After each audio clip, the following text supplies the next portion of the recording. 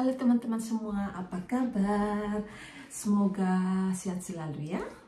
Kalau sekarang di Swiss masih musim dingin, ya musim dingin tentunya sangat dingin. Walaupun matahari bersinar, tapi tidak cukup hangat gitu. Apalagi kalau angin berhembus dan kita tidak pakai sal, aduh dingin sekali teman-teman. Karena hanya pakai jaket tebal juga nggak cukup dan apa ya, telinga pun aduh kayak membeku gitu.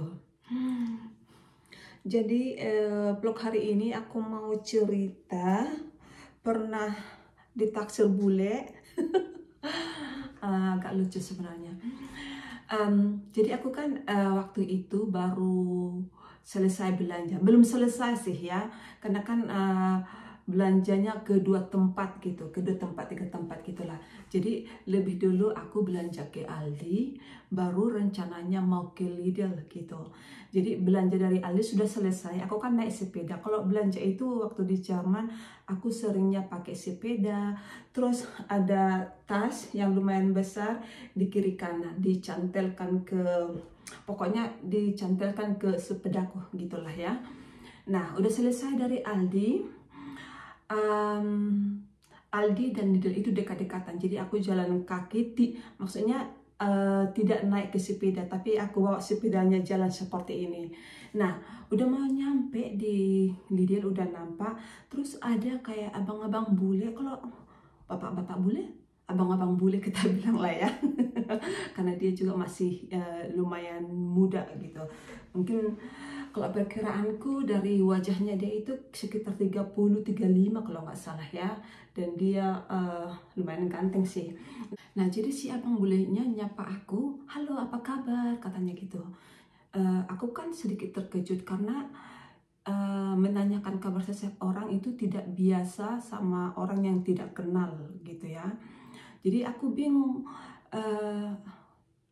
siapa gitu ya, karena aku banyak kenal lumayan lah ya, teman-teman orang Filipina, dari Thailand gitu.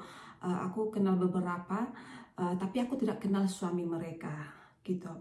Cuman ada pernah sekali bapak-bapak pas ketemu juga di supermarket, di luarnya gitu, di parkiran, si bapak ini bilang, kamu tinggal di sini kan, anakmu sekolah di sini kan, katanya gitu. Jadi kan aku takut ini siapa gitu kan.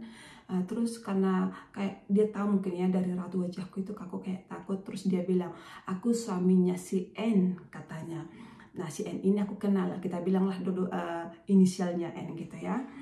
Nah, kan dia terus ngaku dia suaminya si N, jadi aku kayak lega gitu ya. Tapi dari mana dia tahu, sedangkan aku kan nggak pernah ketemu dia. Nah, terus dia cerita, iya, aku sering lewat dari rumahmu ini, depan rumahmu ini, karena kan di depan rumah itu jalan raya, ada gerbangnya gitu ya.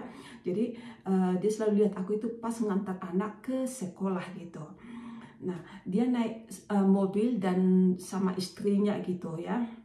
Jadi mungkin di situ dikasih tahu sama istrinya itu si Anu gitu ya. Jadi si suaminya kenal aku gitu. Tapi aku sama dia itu belum kenal sama sekali.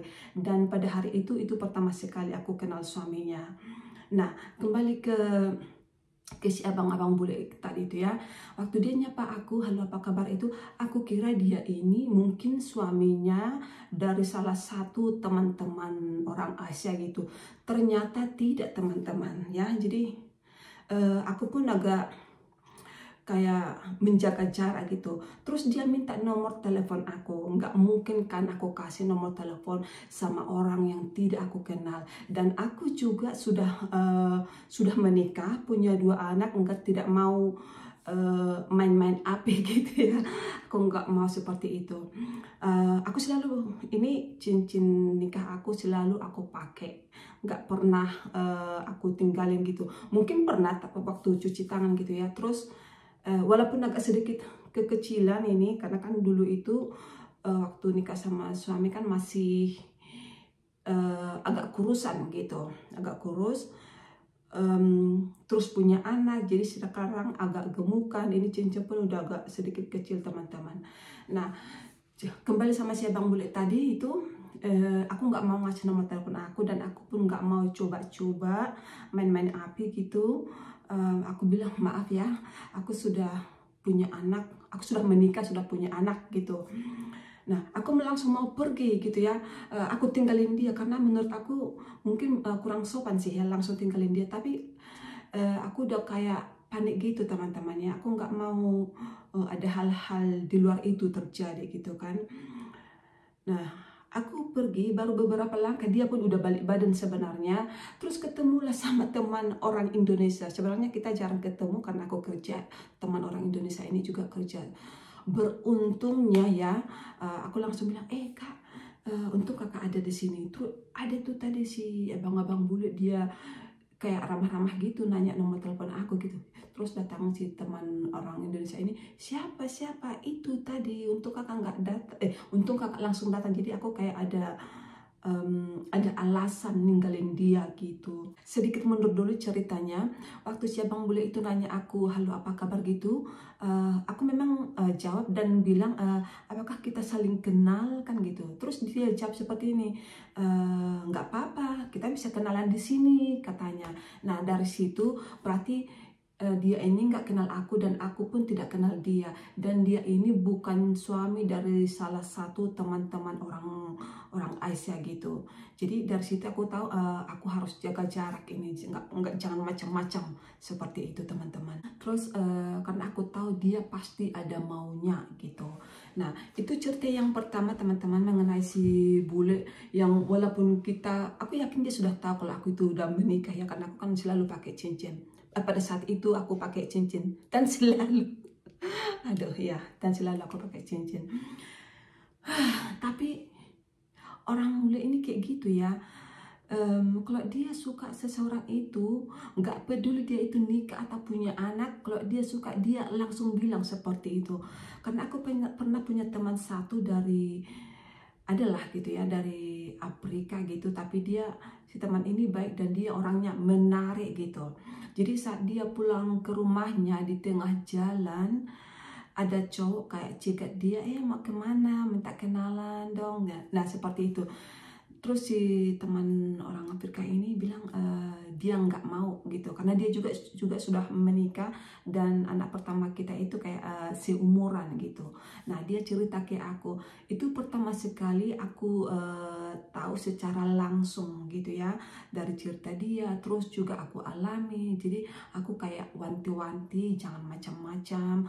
Kalau tidak ada kalau tidak mau ada masalah di kemudian hari gitu. Kita kan nggak mau udah menikah, udah punya anak, hidup bahagia, terus hanya karena masalah seperti itu jadi rusak semuanya. Itu sangat bahaya ya kan teman-temannya. Semoga tidak terjadi.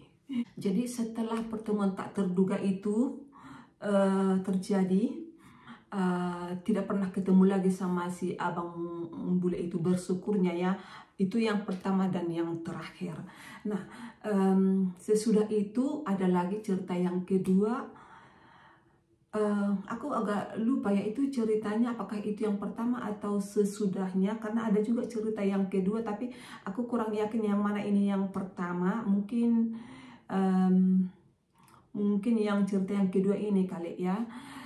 Pernah setiap tahun itu kan kalau nggak salah di bulan 2 itu ada festival karnaval gitu di Jerman. Nah jadi kita sama anak-anak, banyaklah orangnya, kita berdiri di tepi jalan karena dari mobil-mobil karnaval itu orang-orang yang naik traktor, naik truk gitu, mereka lemparin permen gitu. Jadi kita dilemparin permen, kita kutip gitu. Nah, jadi ada juga di situ abang-abang bule, mereka berdua, tapi satunya ini dia kayak lihat aku gitu ya, padahal anakku di dekat situ, di dekat aku gitu, tapi dia kayak coba-coba, dia nggak ada bilang sesuatu tapi dia kayak lihat-lihat, senyum-senyum, pengen minta kenalan gitu, tapi aku cuekin teman-teman. Dia senyum-senyum, terus kan ada itu popcorn juga yang dilempari orang-orang yang lihat karnaval itu, yang pakai kostum, ada popcorn dibungkus kecil gitu. Nah si bule ini dapat satu, dia kasih ke anakku si Mihail gitu. Gak mungkin karena aku larang si Mihail minta gitu kan, terima. Jadi udah aku biarin aja. Terus dia senyum lagi. Aku balas senyumnya tapi senyum tipis aja. Sudah itu enggak lagi, aku udah cuekin dia, tapi dia tetap lihat dia teman-teman. Nah, kita kan nonton di situ orang-orang yang lewat, aku fokus lihat-lihat orang pakai kostumnya gitu ya, anak-anakku juga, tapi aku lihat juga si bule yang di sampingku ini, dia masih ada apa enggak. Nah, dia tetap ada di situ, enggak beranjak gitu, padahal dia sama temannya 2 orang, mereka berdua gitu, nggak ada anak, nggak ada istri atau cewek dekat dia itu. Maksudku mungkin dia sudah beristri atau punya pacar, aku nggak tahu. Tapi pada saat itu mereka berdua. Nah, si temannya dia itu dia kayak cuek aja gitu. Tapi si bule satu ini kayak mengganggu. Kalau senyum-senyum kan kayak ada kasih kode gitu. Kita kan tahu lah ya kalau seseorang itu suka sama kita gitu. Karena nggak pergi-pergi deh, ya udah jadinya aku yang pergi kayak geser ke tempat lain gitu sama anak-anak. Nah, udah mau selesai karnavalnya, maksudnya masih ada yang lihat tapi tidak sebanyak yang sebelumnya gitu. Dan apa ya, aduh jadi bingung ini. Nah, dan si kakak Indonesia tadi itu juga ada di situ. Dia datangnya telat gitu ya. Pas udah hampir selesai baru dia datang. Mungkin dia berdiri di tempat lain gitu ya. Kita nggak apa ya? Dia nggak tahu aku di mana gitu. Karena kita begitu sibuk serius lihat-lihat ini kostum karnaval. Jadi ya udah lupakan aja, nanti ketemunya gitu. Nah, udah mau selesai, aku berdiri kayak bersandar ke dinding gitu ya. Anak-anakku di situ sibuk dengan permen-permen mereka. Nah, si bule ini lewat, dia ada lagi di situ sambil, tapi aku nggak gubris teman-teman. Aku lihat dia datang, tapi aku nggak senyum lagi gitu ya. Aku nggak senyum lagi, dan beruntung juga si kakak Indonesia ini ada di situ. Nah, si abang bule ini lewat, pas mau lewat dia noleh ke aku kayak gini, terus senyum, terus dia pergi.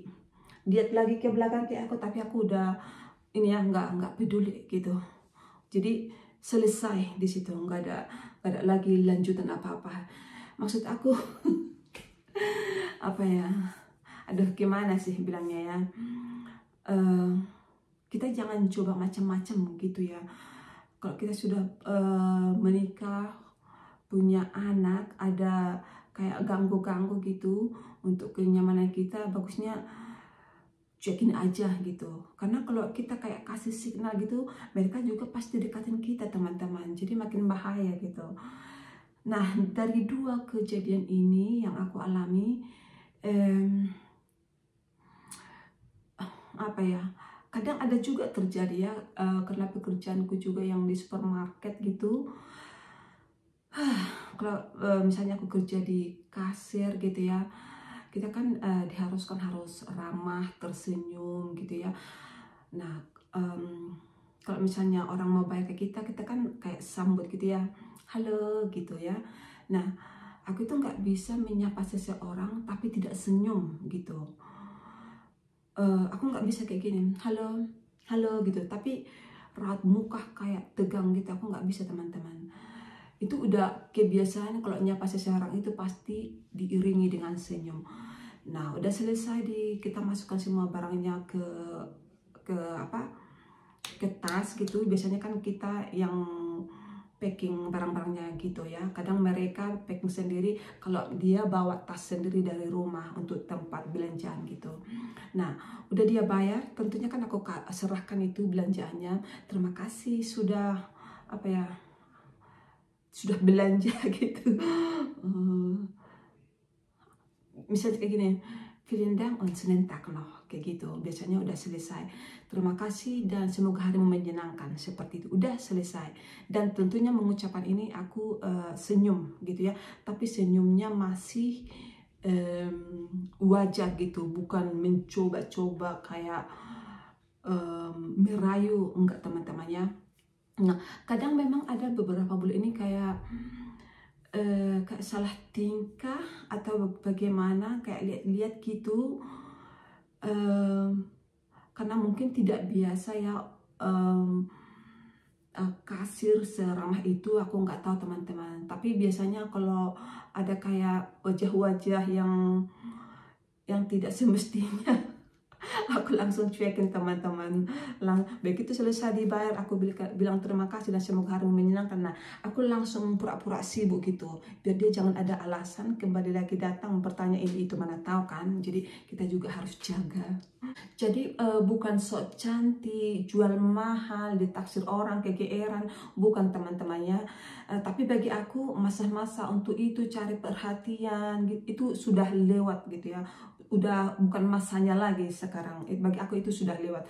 Sekarang membina keluarga yang sudah ada ini biar langgeng ke kakek nenek seperti itu. Oke deh teman-teman ya, jadi seperti itu ceritaku, pengalamanku. Semoga kedepannya nggak ada lagi cowok-cowok yang kayak mengganggu-ganggu gitu ya. Terima kasih sudah menonton video ini dan sampai jumpa lagi di video berikutnya. Cheers. Udah malam ini teman-teman, waktunya mau tidur. Cheers, oke?